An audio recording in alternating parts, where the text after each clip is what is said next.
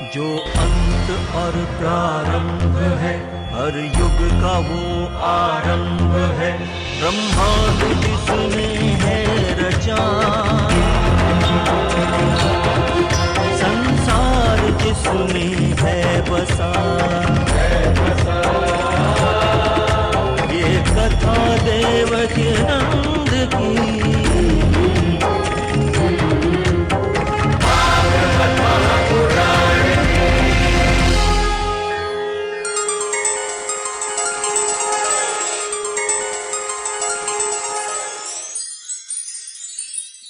क्यों? बोले आपने अगर मेरा अपराध किया होता तो मैं आपसे कुछ नहीं कहता। आपने मेरा अपराध नहीं किया है, आपने मेरे भक्त का अपराध किया है। और जो जीव मेरे भक्त का अपराध करता है, मेरे पास कोई अधिकार नहीं है कि मैं उसको क्षमा कर सकूं। आप ये मत समझिए कि मैं स्वतंत्र हूं। मैं स्वतंत्र नहीं हूं।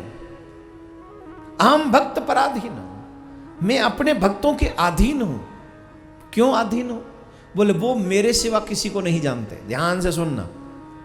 से तिलक लगा के माला झोली हाथ में लेने से भक्त नहीं बनता कोई। उसका विश्वास देखिए क्या है। ये कथा पंडाल में बैठे सब भक्त हैं क्या? जवाब दीजिए। अभी कथा में बैठे हैं और इसके बाद में वो कहां कहां बैठेंगे किसी को नहीं पता। लेकिन हाँ 3 घंटे के लिए तो भक्त हैं ये। पर सच्चा भक्त कौन है? बोले सच्चा भक्त वो है, भगवान उसका परिचय दे रहे हैं कैसा भक्त है।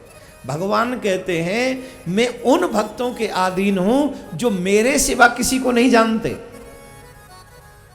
तो उन भक्तों को मैं बता देना चाहता हूं जो मेरे सिवा किसी को नहीं जानते, मैं भी उनके सिवा किसी को नहीं जानता। बोले भक्त कौन है? जिनके हृदय में मेरे सिवा किसी और का वास नहीं है। उन भक्तों को मैं ये बताना चाहता हूं कि मेरे हृदय में भी उनके सिवा किसी का वास नहीं। क्या बोलना पड़ेगा? मैं भक्तों के अधीन हूं। मैं भक्तन को दास, भगत मेरे मुकुट मणि। ए जी मैं भक्तन को, मैं भक्तों का दास हूं। मेरे भक्त मेरे स्वामी हैं। दुर्वासा ऋषि बोले प्रभु क्या आज आपकी शरण में आना निष्फल हो जाएगा? आपकी शरण में आने से तो जीव हमेशा के लिए सुरक्षित होता है। क्या आज आपकी शरण में आने से मेरे प्राण नहीं बचेंगे? बोले आपको एक उपाय बता देता हूं। जिसका अपराध किया है उसी की शरण में चले जाओ। जिसका अपराध किया उसकी शरण में चले जाओ। मेरे प्यारे हो, भगवान नारायण के द्वार में भी जिसकी सुरक्षा नहीं हुई है, वो दुर्वासा ऋषि राजा अम्बरीश के पास दौड़े दौड़े आए। इस पूरे चक्कर में पता है कितना समय निकला?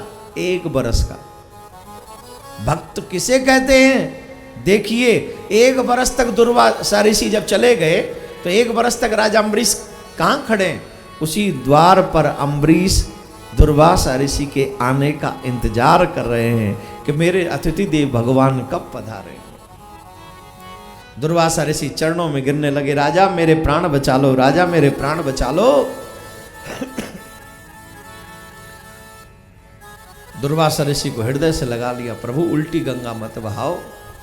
और सुदर्शन चक्र से कह रहे हैं अगर मैंने एक क्षण भी सच्चे मन से नारायण की भक्ति की है तो दुर्वासा ऋषि का कष्ट एक क्षण में समाप्त हो जाए। और सुदर्शन ने इतना सुना कि एकदम शांत हो गए। और दुर्वासा ऋषि कहने लगे तुम जैसे भक्त महान होते हैं राजन, तुम जैसे भक्त महान होते हैं। बोलिए भक्त वत्सल भगवान की जय। तो बताइए हमें भी ऐसा भक्त बनना चाहिए कि नहीं? भगवान की कृपा हमारे ऊपर होनी चाहिए कि नहीं? बोलिए। अब बताइए कौन कौन जीवन में सफल होना चाहता है?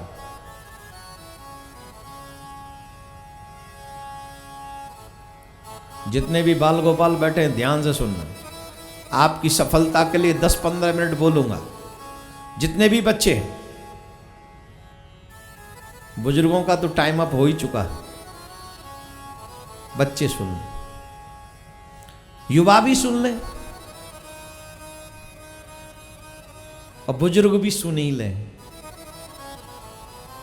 क्योंकि आपके भी काम आने वाली बात है। जो बचा हुआ समय है वो भी मुझे सफलता दिला सकता है। जिंदगी का आखिरी मोमेंट, आखिरी पल मेरी जिंदगी की सफलता लिख सकता है। तो सब सुने।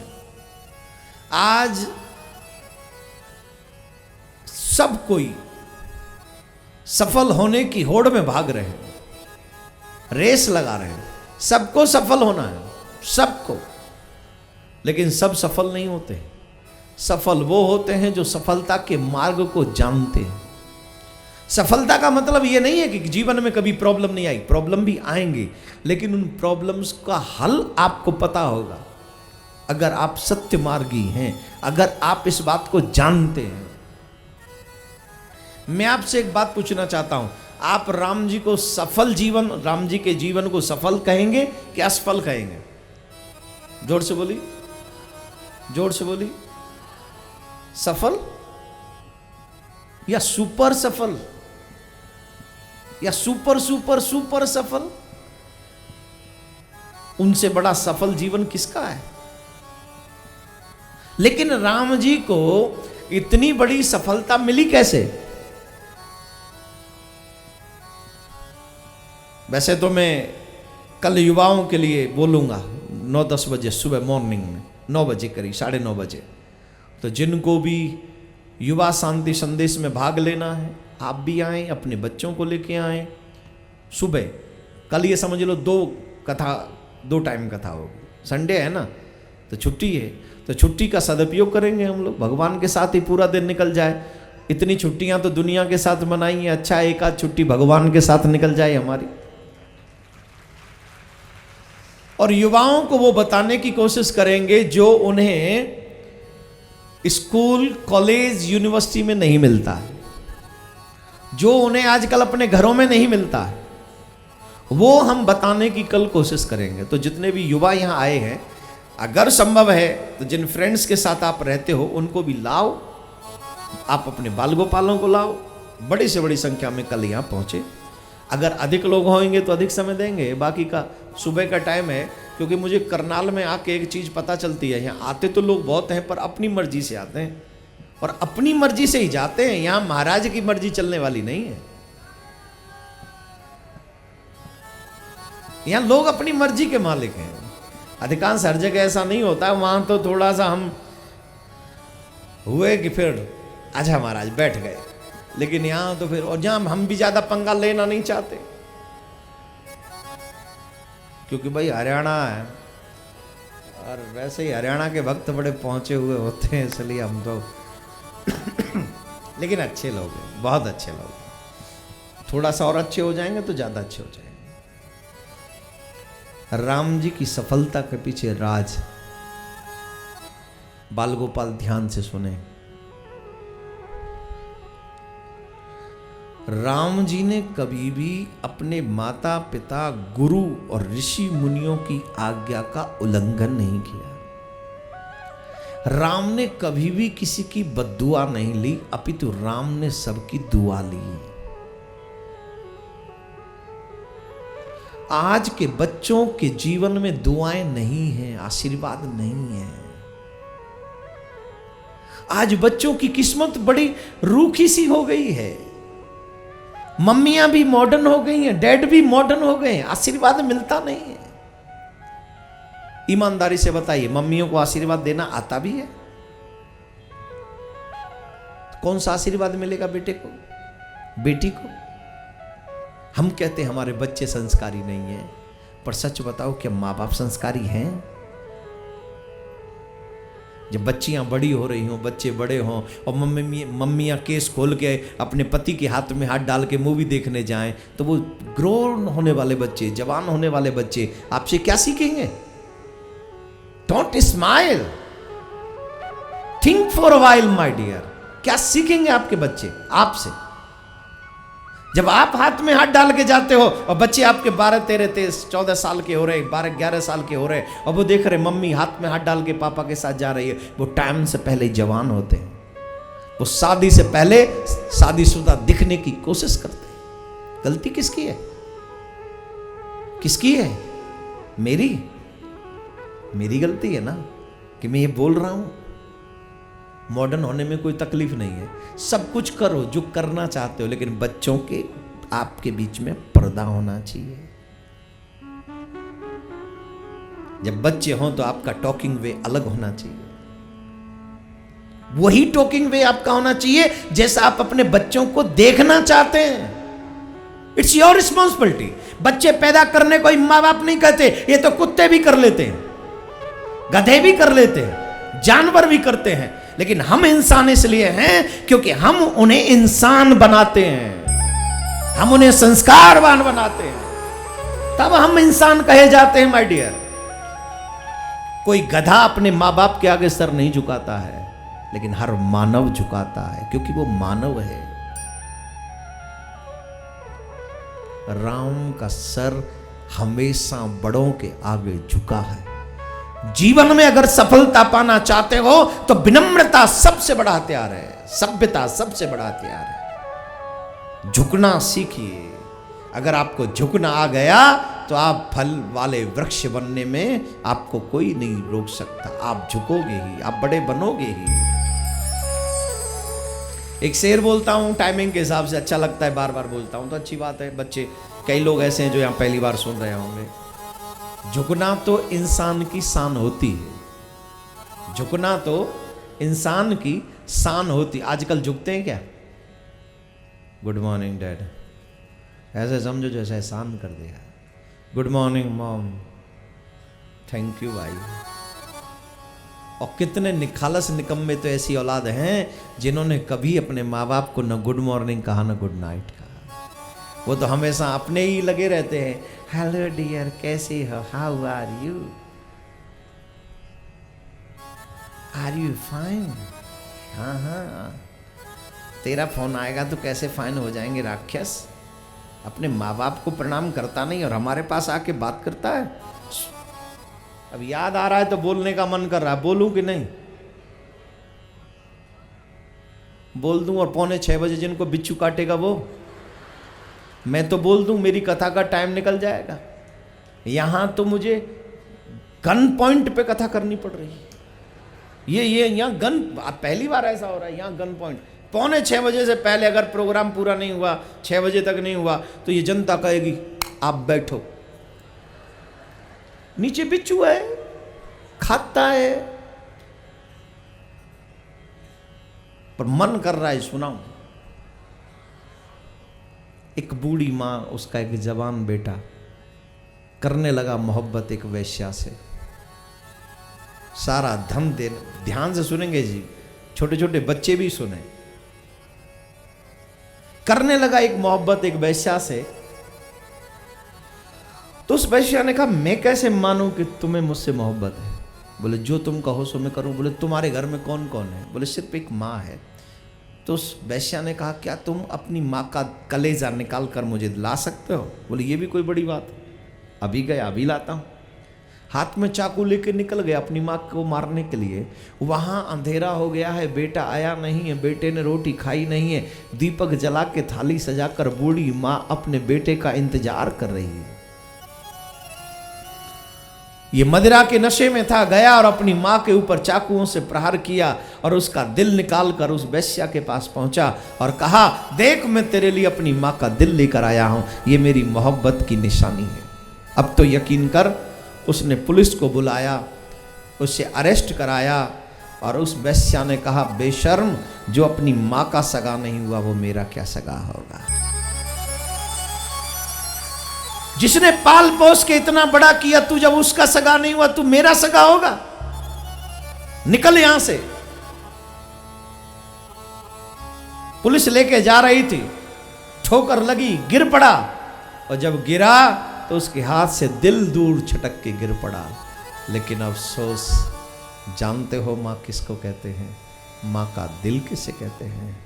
उस दूर गिरे हुए दिल में से आवाज आ रही थी, उठ जा मेरे बेटे, कहीं तुझे चोट तो नहीं आई, कहीं तुझे चोट तो नहीं।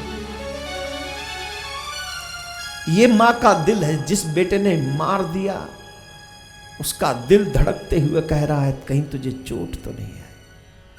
ऐसी माँ बाप को हम लोग बच्चे तिरस्कृत करते हैं, अपमानित करते हैं और उम्मीद रखते हैं कि हम सफल हो जाएंगे। आई एम सॉरी, हो सकता है कुछ प्रोजेक्ट लगाकर तुम पैसे कमा लो, लेकिन पैसे कमाने वाला सफल नहीं होता है मेरे प्यारे। समाज जिसे मान ले कि ये सफल है, जिसका चरित्र ऊंचा होता है वो सफल होता है। राम अयोध्या का राज्य करके सफल नहीं हुए थे, राम अयोध्या के राज्य को ठुकरा कर सफल हुए थे। दुर्योधन सफल है कि राम? जोर से बोलिए। संपत्ति तो दुर्योधन पे भी थी। एक बहुत अच्छी बात है, बोल दूं क्या? जो दूसरों के हक को छीन ले वहां से महाभारत शुरू होता है, और जो अपना हक भी छोड़ दे वहां से रामायण शुरू होती है। सफल वो नहीं होता है माय डियर जो हक छीन के अपने आप को रिच दिखाता है। सफल वो होता है जो अपने जीवन का हक भी छोड़कर किसी की खुशी के लिए निकल जाता है। वो राम है, वो राम है। इसलिए हम हर भारतीय को राम चरित्र में विशेष तौर पर भगवान श्री राम का चरित्र पढ़ना चाहिए। राम चरित्र पढ़ेंगे तो हमारे बच्चे चरित्रवान बनेंगे, बहन बेटियां सीता बनेंगी, कौशल्याएं बनेंगी माएं। इसीलिए तो हमने छोड़ दिया, क्योंकि हम राम नहीं बनना चाहते, हम सीता नहीं बनना चाहते, हम कौशल्या, हम दशरथ नहीं बनना चाहते। इसलिए हम रामायण नहीं पढ़ना चाहते। रामायण पढ़ोगे तो आज भी तुम्हारे घर में राम आएंगे, ये मेरा विश्वास है, ये मेरा दावा है। तो भगवान श्री राम प्रातः काल उठ के रघुनाथा, मात पिता गुरु नावई माथा। प्रातः काल उठकर अपने माता पिता के चरणों में सर झुकाकर प्रणाम करते हैं और माँ बाप आशीर्वाद देते हैं। एक और विशेष बात है, राम जी कभी झूठ नहीं बोलते हैं। जो जीवन में सफल होना चाहता है उसको एक बात मान लेनी चाहिए, जीवन में कभी झूठ नहीं बोलना चाहिए। ईमानदारी से जो कमाई करोगे वो हमेशा के लिए होगी, और बेईमानी से अगर कमाई करोगे तो अभी एक और मोदी भाग गया है भारत छोड़ के। हाँ जी कि ना जी? 11,000 करोड़ का घोटाला। मोदी जी किस किस को सुधारोगे? ये कोई राज सत्ता नहीं सुधार सकती, इसे तो कोई ज्ञान सत्ता ही सुधारेगी इस देश को। रामायण और गीता ही सुधारेगी इस देश को। आप कानून सख्त कर सकते हैं, मेंटलिटी कैसे बदलोगे आप? जो मेंटली ये हो चुके हैं कि हमें भ्रष्टाचार करना ही है, आप क्या कर लोगे? अकेले प्रधानमंत्री सबके लिए टॉर्च लेके भागेगा पीछे पीछे? सबके पीछे एक एक पुलिस लगा देगा क्या? मरते तो बेचारे गरीब ही हैं। हाँ या ना? एक और मोदी जी भाग गए। चलो हमें उनके चक्कर में नहीं पड़ना है, हम लौट के वहीं आते कथा में। तो मेंटलिटी, विचारधारा बदलने के लिए हम करप्ट ना हो, हम भ्रष्टाचारी ना हो, हम व्यभिचारी ना हो, उसके लिए रामायण जरूरी है, संतों का सत्संग जरूरी है। जीवन में सत्संग होगा तो हमारी विचारधाराएं सुंदर होती चली जाएंगी। चाहे आधे घंटे के लिए सही अपने बच्चों को ये कथा जरूर सुनाया करो। बोलो राधे राधे। वर्णन है, चंद्रवंश का वर्णन है, लेकिन आप और हम अभी सब चलते हैं भगवान श्री कृष्ण के प्राकट्य महोत्सव की ओर। दोनों हाथ जोड़े और जैसे राजा परीक्षित ने श्री सुखदेव जी से प्रार्थना की, हम भी प्रार्थना करें श्री सुखदेव जी महाराज से और कहें, हे प्रभु, कथितो वंश विस्तारो भवता सोम सूरयो राज्ञां च वंश्यानां चरितम परमाद्भुतम। हे प्रभु, आपने सूर्य वंश भी कह के सुनाया, आपने चंद्र वंश भी कह के सुनाया, लेकिन आप यदुवंश की कथा को बहुत कम में कह के जा रहे हैं। आप ऐसा मत कहिए। मैं तो कब से इंतजार कर रहा था कि कब मेरे प्रभु की लीलाओं का वर्णन आप करके सुनाएंगे, और मैं मन से श्री कृष्ण, जो कृष्ण लीला है, मेरे प्रभु की लीलाएं हैं, उनकी कथा में मन से सुनना चाहता हूं। तो आप विस्तार से सुनाइए। जितने भी लोग यहाँ बैठे हैं ध्यान से सुने। कृष्ण के बाल चरित्र जो अभी से शुरू होंगे, अभी से जो शुरू होंगे और लास्ट तक चलेंगे 20 तारीख तक, इन चरित्रों को सुनने से कृष्ण प्रेम जागृत होता है, गोपी प्रेम जागृत होता है, यशोदा का वात्सल्य जागृत होता है, पटरानियों जैसा प्रेम जागृत होता है। तो इनके आज के बाद आप सबको ये कोशिश करनी चाहिए कि एक शब्द भी, जो प्रभु से प्रेम करना चाहते हैं उनकी बात है, बाकी का तो आप जैसे चाहें, एक एक कथा आपको ध्यान से सुननी चाहिए यहां से आगे। तो प्यारे परीक्षित जी महाराज कहते हैं जरा कथा विस्तार पूर्वक सुनाइए। राजन अवश्य सुनाएंगे कि हम जानते हैं तुम्हारा मन श्री कृष्ण में लगा है, तो ध्यान से सुनो। मथुरापुरी जमुना के तट पे बसी हुई पुरातन पुरी है, जहां के राजा उग्रसेन हैं। वो बड़े धर्मात्मा राजा हैं, यज्ञ होम तप व्रत अनुष्ठान आओ भगत संतों की बनी रहती है, ब्राह्मणों का सत्कार करने वाले, वेद मंत्र सुनने वाले वो राजा हैं। याद रखिए, जिस घर में हमेशा ब्रह्म वेद मंत्र उच्चारित होते हैं, जहां ब्राह्मण संतों का आना जाना लाए, तो वही तीर्थ है, वही मंदिर है। और जब मदिरा इत्यादि चलती हो वो तो फिर क्या है, वो आप समझ लो, उसे बताने की आवश्यकता नहीं है। बोलो राधे राधे। उग्रसेन बड़े धर्मात्मा राजा थे, पर संयोग ऐसा विचित्र है, उनका बेटा जो कंस है वो बहुत पापी है। कंस जो है बहुत पापी है। एक बार कंस ने अपनी चचेरी बहन देवकी का विवाह वसुदेव जी के साथ में किया और अपनी बहन को पहुंचाने के लिए जा रहा था। बहुत दहेज दिया था, हाथी घोड़े दास दासियां बहुत। तो अहंकार था कि मैंने अपनी बहन के विवाह में बहुत कुछ दिया है। तो बहन अहंकार के साथ वो अपनी बहन को विदा करने के लिए जा रहा था। मार्ग में आकाशवाणी हुई, अरे ओ कंस, जिस बहन के विवाह में तू इतना प्रसन्न है, इसका 8वां पुत्र तेरा काल होगा और तेरा अस्तित्व मिटा देगा, तेरा काल होगा। कंस ने सोचा मेरी बहन का पुत्र मेरा काल होगा, ठीक है, मैं अपनी बहन को ही मार दूंगा तो मेरी बहन का पुत्र कहां से होगा। उसने यह भी नहीं सोचा कि अभी बहन मेरी दुल्हन बनी है, ससुराल जा रही है, अभी ऐसा कृत्य नहीं करना चाहिए। उसने देवकी के केस पकड़े। सुनिए जरा ध्यान से, जिन लोगों का अच्छा वक्त आज चल रहा है, इस अभिमान में न रहें कि कल भी अच्छा वक्त होगा। आप लोग गाड़ी चलाते हैं, गाड़ी का टायर होता है, वो घूमता रहता है तभी गाड़ी चलती है।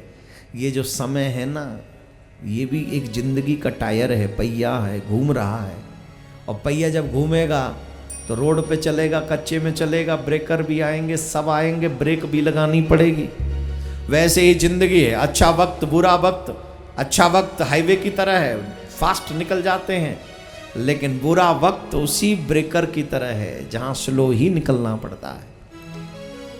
व्यक्ति अच्छा वो है जो अच्छे समय का सदुपयोग करता है, बुरा वो है जो अच्छे समय का दुरुपयोग करता है और बुरे समय के आने का इंतजार करता है। जब बुरा वक्त आता है, भगवान अच्छा वक्त का ला दो, मैं भागवत करवाऊंगा।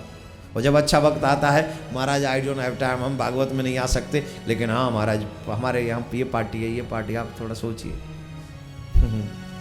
अच्छे वक्त में अच्छे कर्मों की दीवार इतनी ऊंची कर दो कि बुराई तुम तक आ न सके, झांक न सके। इतनी अच्छी दीवार अच्छाई की होनी चाहिए। भगवान ने अगर तुम्हें दिया है तो बुराई की दीवार नहीं, अच्छाई की दीवार। आजकल एक शो आता है, दीवार उठाओ, उठाओ नहीं, दीवार ऊंची करो, अच्छाई की दीवार ऊंची करो। इतनी ऊंची कर दो कि बुराई तुम्हारी तरफ लांग न सके। और ये अच्छे वक्त में ही हो सकता है, बुरे वक्त में नहीं होगा। बुरे वक्त में तो हाथ फैलाते फैलाते थक जाते हैं जी, राधे राधे बोलना पड़ेगा।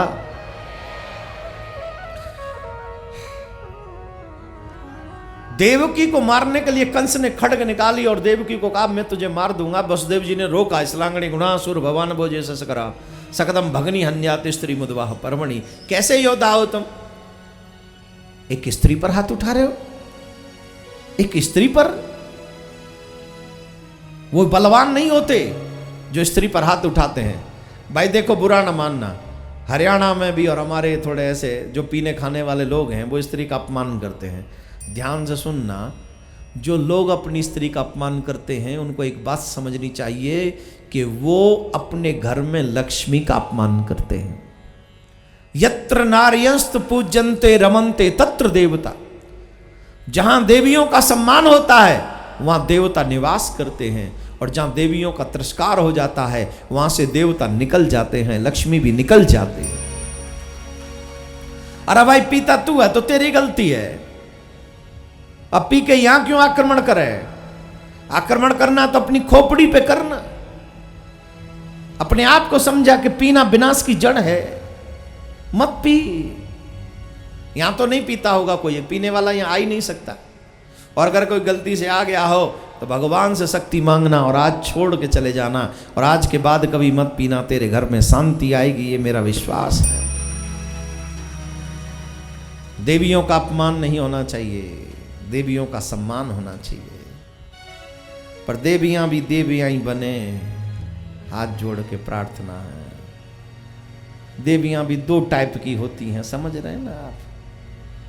एक तो देवी ही होती हैं और एक महादेवी होती हैं। अब उनका तो मैं क्या कहूँ, देवियों का ज़्यादा डिस्कस नहीं करेंगे अभी, बस इतना कहेंगे जो मर्यादा में रहे, जो घर को स्वर्ग बना दे वही देवी है।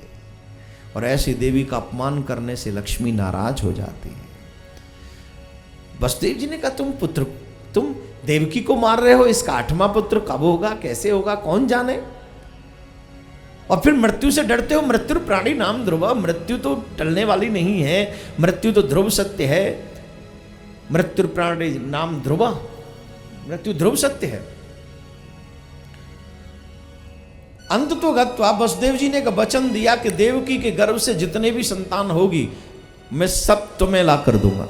ये मैं इतनी जल्दी कथा उनके लिए सुना रहा हूं जिनको बिच्छू खाते हैं, तो मर्यादा का आप भी ध्यान रखें। अगर मेरी स्पीड बढ़ रही है तो आप भी अपना धैर्य बनाए रखें।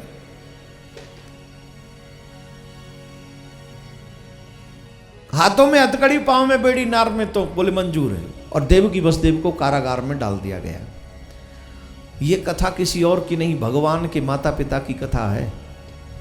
सोचिए, भगवान के माता पिता को जब इतना कष्ट उठाना पड़ा तो हम और आप कौन से खेत की क्या है?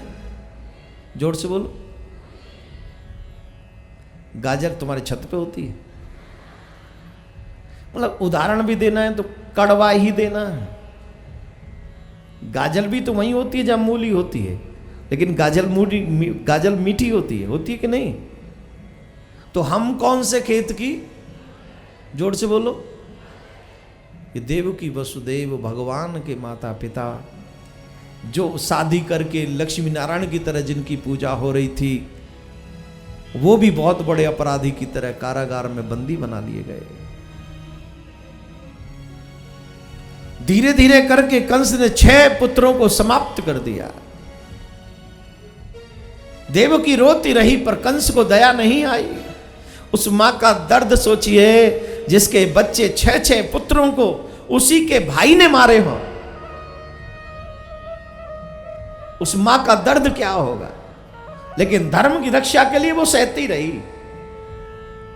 धर्म रक्षा इसको कहते हैं।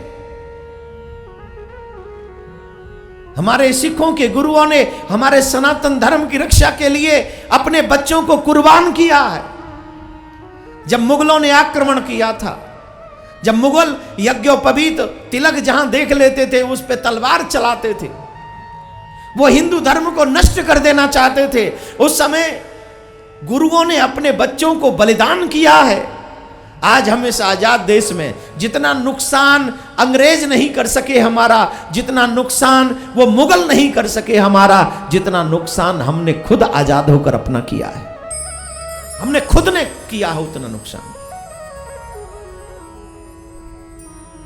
उन्होंने जो नुकसान किया हमने कह दिया वो गैर थे, हमने खुद ने जो नुकसान किया हम अपना क्या कहें।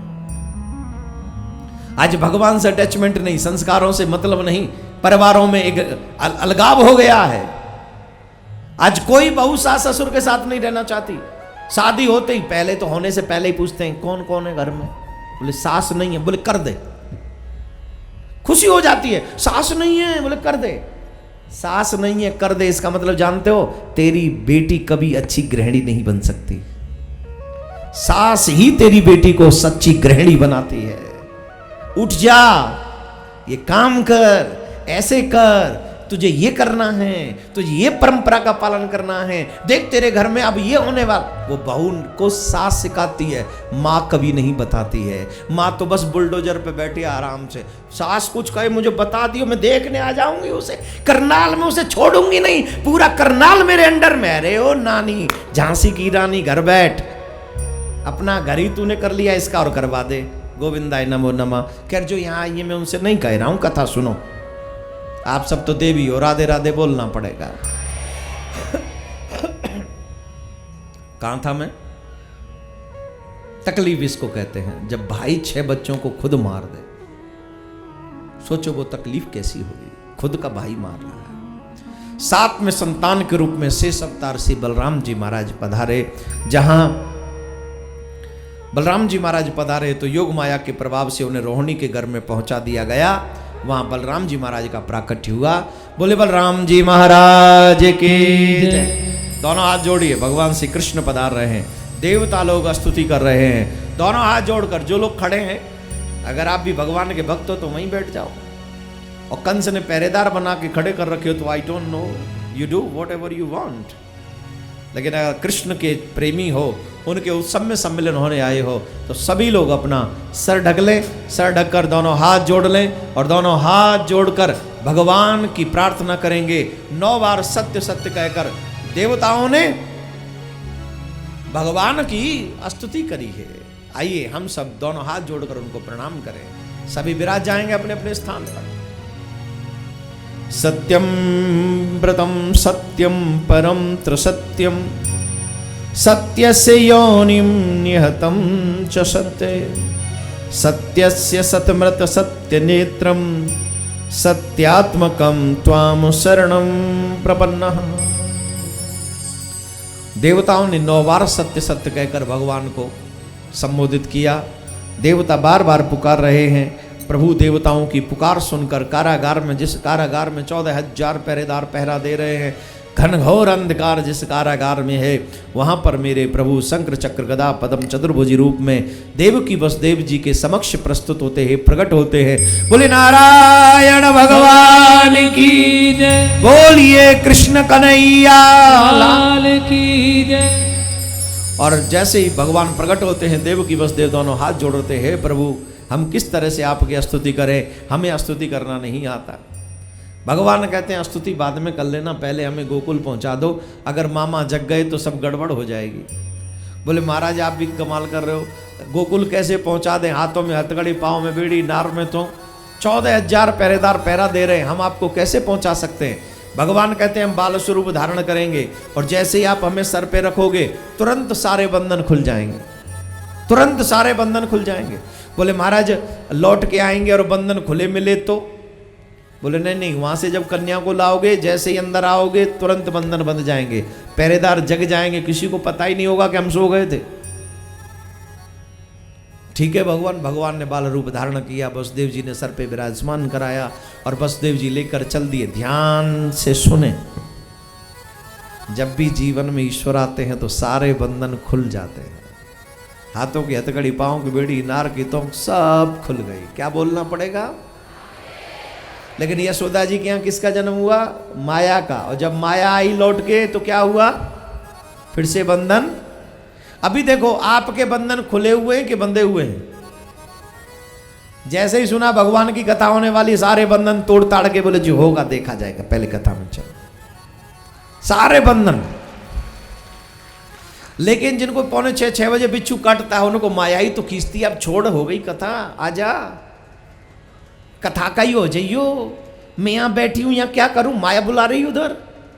रोटी का टाइम है, दूध का टाइम है, भैंस तैयार खड़ी है, दूध निकालना है, वहीं रहेगी क्या? झट महाराज बोलता रहे, झट हम चल देते हैं। महाराज को देखे कि अपनी भैंस को, महाराज को देखें कि रोटी को, महाराज को देखेगा, अपने घर वालों को, तो ये कौन है? ये माया आवाज लगा रही है। लेकिन जो माधव के चाहने वाले हैं, माया से कहते चल फूट यहां से, हवा आने दे ठंडी ठंडी, निकल जा, यहां तो कृष्ण रंग चढ़ा पड़ा है, अब हम नहीं आने वाले, जब महाराज फ्री छोड़ेंगे तभी चलेंगे। देखो मैं कितनी अच्छी बटरिंग कर रहा हूं, इसके बावजूद भी कोई उठ के चला जाए तो समझना उसका माया का रंग बड़ा गजब का चढ़ा है उसमें। तो आइए आप सब अपने अपने स्थान पर बैठे रहें। भगवान श्याम सुंदर पधार रहे हैं। दोनों हाथ जोड़कर आप स्वयं अपने आप को ब्रजवासी समझ लो और ब्रजवासी समझकर उनका स्वागत करो। दोनों हाथ जोड़कर स्वागतम कृष्णा सुस्वागतम कृष्णा स्वागतम कृष्णा सुस्वागतम कृष्णा स्वागतं सुस्वागतं सुस्वागतं कृष्णा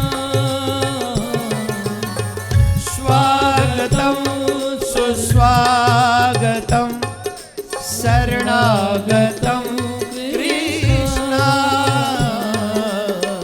स्वागतम कृष्णा। ताली बजाते रहिए, सभी बोलते रहिए स्वागतम कृष्णा सुस्वागतम कृष्णा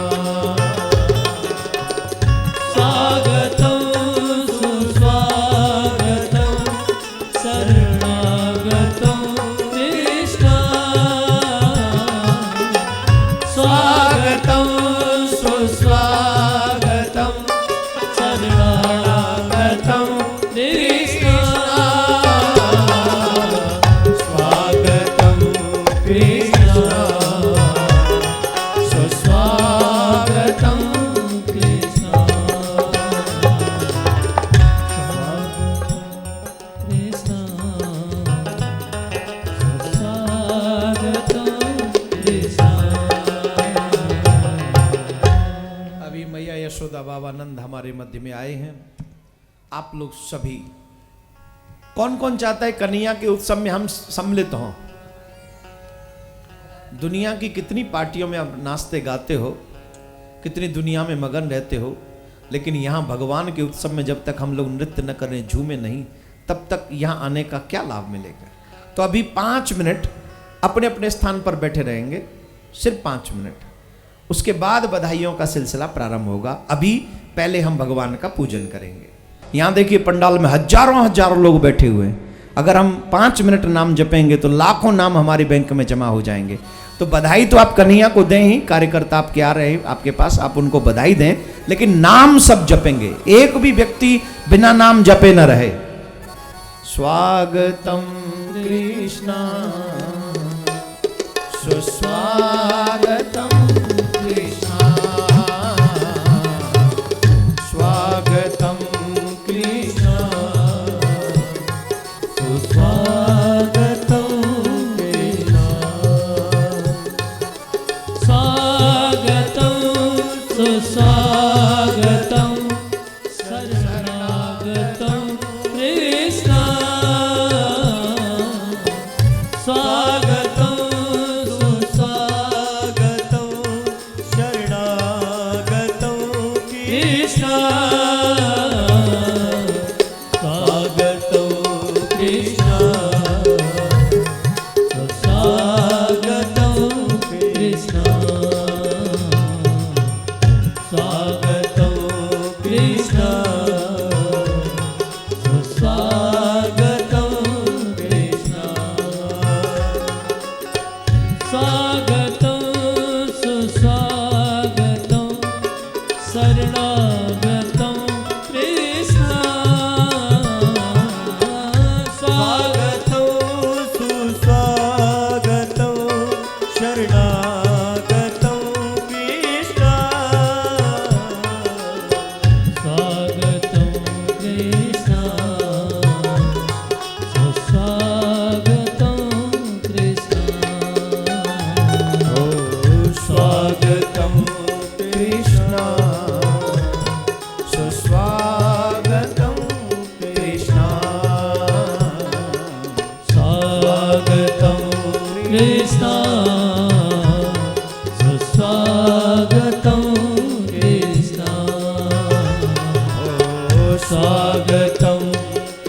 कृष्ण स्वागतं कृष्ण स्वागतं सुस्वागतं शरणागतं कृष्ण स्वागतं सुस्वागतं शरणागतं कृष्ण स्वागतं कृष्ण सुस्वागतं कृष्ण स्वागतं कृष्ण सुस्वागतं कृष्ण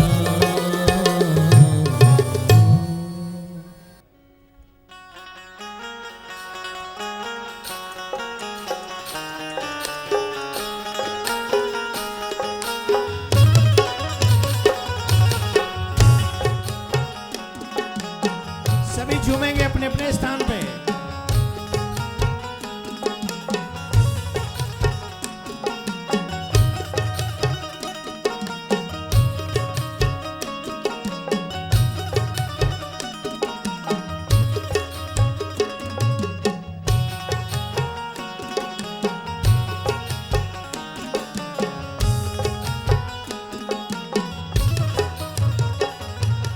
नंद के आनंद भयो जय कन्हैया लाल की।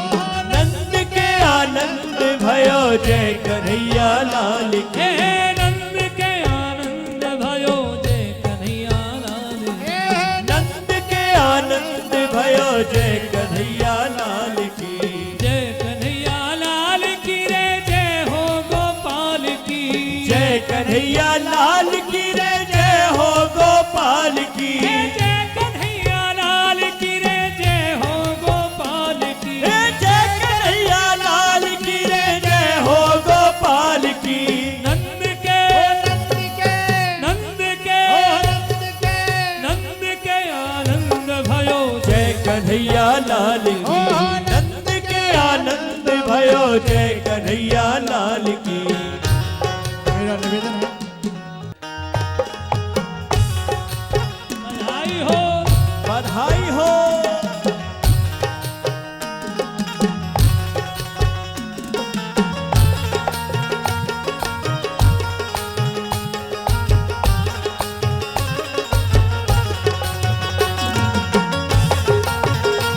श्री राधे।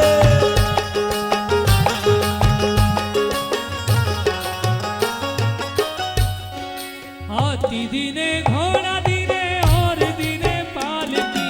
हाथी दीने घोड़ा दीने और दीनी पालकी। हे हाथी दीने घोड़ा दीने और दीने पालकी। हाथी दीने घोड़ा दीने और दीनी पालकी। नंद के नंद के नंद के नंद के आनंद भयो जय कन्हैया लाल की। हो नंद के आनंद भयो जय कन्हैया लाल की। हे नंद के आनंद भयो जय कन्हैया लाल की। हो नंद के आनंद भयो जय कन्हैया लाल की। मैया नाचे बाबा नाचे नाचे गोपी ग्वाल रे।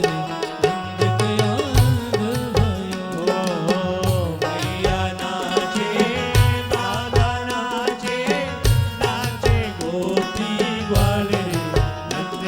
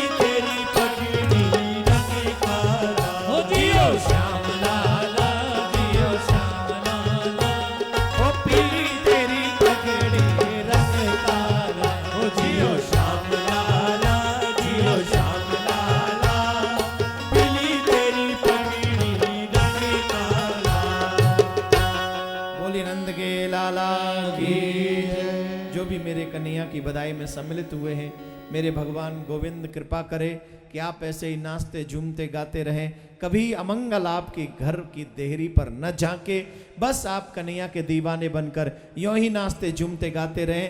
यही व्यासपीठ आपको शुभकामना और आशीर्वाद देती है। के बिहारी तेरी आरती गाऊं, के बिहारी तेरी आरती गाऊं, आरती गाऊं प्यारे तुमको रिझाऊं, आरती गाऊं प्यारे तुमको रिझाऊं, माँ के बिहारी तेरी आरती गाऊं, माँ के बिहारी तेरी आरती गाऊं, मोर मुकुट तेरे शीश पे सोहे, प्यारी बंसी मेरा मन मोहे, या बंसी में तो बड़ी बड़ी जाऊं, माँ के बिहारी तेरी आरती गाऊं, चरणों से निकली है गंगा प्यारी, जिसने सारी दुनिया तारी, उन चरणों के दर्शन पाऊं, माँ के बिहारी तेरी आरती गाऊं, श्री हरिदास के प्यारे तुम हो, मेरे मोहन जीवन धन हो, तेरी कृपा पे मैं तो वारी वारी जाऊं, बांके बिहारी तेरी आरती गाऊं, आरती गाऊं प्यारे तुमको रिझाऊं, आरती गाऊं प्यारे तुमको रिझाऊं, बाल बिहारी तेरी आरती गाऊं, बाल बिहारी तेरी आरती गाऊं, तेरी आरती गाऊं, तेरी आरती गाऊं।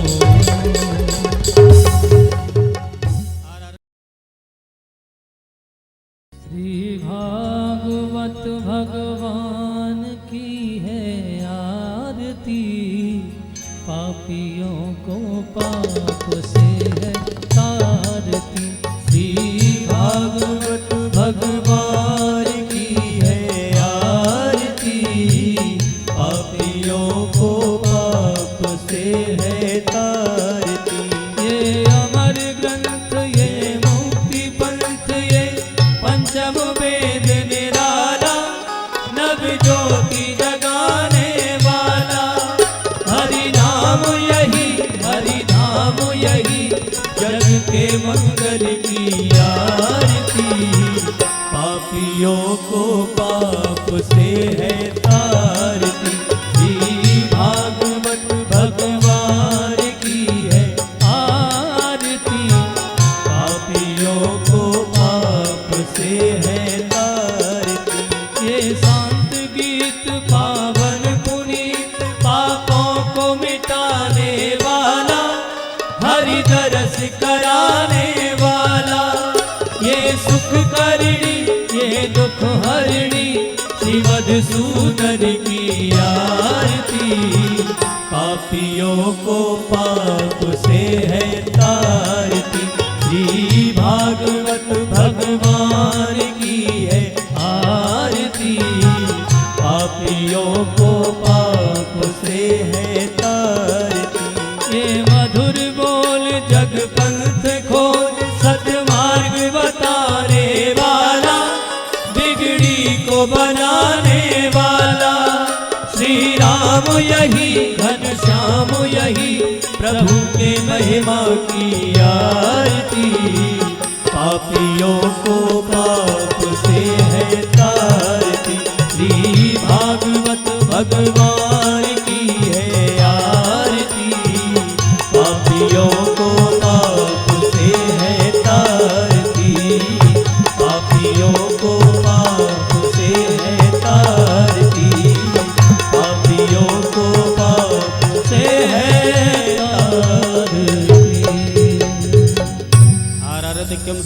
जलेन शीतलीकरणं पुष्पै देवादिवन्दनं मारोग्यार्थे महात्माभिवन्दनं द्योः शान्तिरन्तरिक्षं शान्तिः पृथिवी शान्तिरापः शान्तिरोगदयः शान्तिः वनस्पतयः शान्तिः विश्वे देवाः शान्तिः ब्रह्म शान्तिः सर्वगुं शान्तिः शान्तिरेव शान्तिः सामा शान्तिरेधि अथ मन्त्रपुष्पाञ्जलिः हरिः ओं जगनेन जगन्मय जन्तदेवास्तानि धर्माणि प्रथमान्यसन्नः तेहनाकं महिमानः शचन्त तत्र पूर्वे साध्याः सन्ति देवाः हरिः ओं एकदन्ताय विद्महे वक्रतुण्डाय धीमहि तन्नो दन्ति प्रचोदयात् हरिः ओं नारायणाय विद्महे वासुदेवाय धीमहि तन्नो विष्णु प्रचोदयात् श्रीवन्तिकावकुलचम्पकपाटलब्जै पुन्नागजातिकरुवीररसालपुष्पै विलवप्रबालतुलसी दलमञ्जरीभिः त्वां पूजयामि जगदीश्वर मे प्रसीद नानासुगन्धपुष्पाणि यथा कालोद्भवानि च पुष्पाञ्जलिर्मया दत्तो गृहाण परमेश्वरः एतन्मन्त्रपुष्पाञ्जलिं समर्पयामि भगवते पुराणपुरुषोत्तमाय नमः। बोले भागवत महापुराणे की जय। सुखदेव जी महाराज की जय। व्यास जी महाराज की जय। परम पूज्य ठाकुर जी महाराज की जय। जय जय श्री राधे। श्री युगल चरण कमलभ्यो नमः। श्री गुरुदेवाय नमः। श्रीमते निम्बार्काचार्य नमो नमः। श्रीमते सर्वविद्यानां प्रभुवाय सुब्रह्मणे आचार्याय मुनीन्द्राय निम्बार्काय नमो नमः। जन्माद्यस्य यतोऽन्वयादितरतश्चार्थेषु विज्ञस्फुराट् तेने ब्रह्महृदयादिकवये मुह्यन्ति यत्सूरयो तेजो वारिमृदां यदा विनिमयो यत्र सर्गो मृषा धाम्ना स्वेन सदा निरस्तकुहकं सत्यं परं धीमहि। नारायणं नमस्कृत्य नरं चैव नरोत्तमं देवीं सरस्वतीं व्यासं ततो जयमुदीरयेत्। नमस्ते भगवते कृष्णाय कुण्ठमेधसे राधाधर सुधा सिन्धो नमो नित्यविहारिणे। राधां कृष्णस्वरूपां वै कृष्णं राधास्वरूपिणं कलात्मानं निकुञ्जस्थं गुरुरूपं सदा भजे। कस्तूरी तिलकं ललाटपटले वक्षस्थले कौस्तुभं नासाग्रे वरमौक्तिकं करतले वेणुकरे कङ्कणं सर्वाङ्गे हरिचन्दनं झुललदं कण्ठे च मुक्तावली गोपस्त्री परिवेष्टितो विजयते गोपालचूडामणि। वसुदेवसुतं देवं कंसचाणूरमर्दनं देवकी परमानन्दं कृष्णं वन्दे जगद्गुरुं। गुरुर्ब्रह्मा गुरुर्विष्णु गुरुर्देवो महेश्वरः गुरुर्साक्षात् परब्रह्म तस्मै श्रीगुरुवे नमः। श्री राधा मेरे स्वामिनी मैं राधे तिरुदासु जन्म जन्म मोहि दीजियो श्री चरणन को वास। सब द्वारन को छोड़ के मैं आयो तुम्हारे द्वार आओ वृषवानु की लाडली नक मेरी ओर न्यार। वर्षाने की राधिका नंद गाम के श्याम इनके चरणन में करो मैं कोटि कोटि प्रणाम। कृष्णं नारायण वंदे कृष्णो वंदे ब्रजप्रियं कृष्णं द्वैपायन वंदे कृष्णो वंदे ब्रदासुतम। सभी भक्त वृंद मातृशक्ति माताएं व बहन भाई बंधु बाल गोपाल आइए सभी अपने अपने आराध्य के हाथ जोड़ें। सर्वप्रथम विश्व शांति के लिए प्रार्थना करें और उसके उपरांत में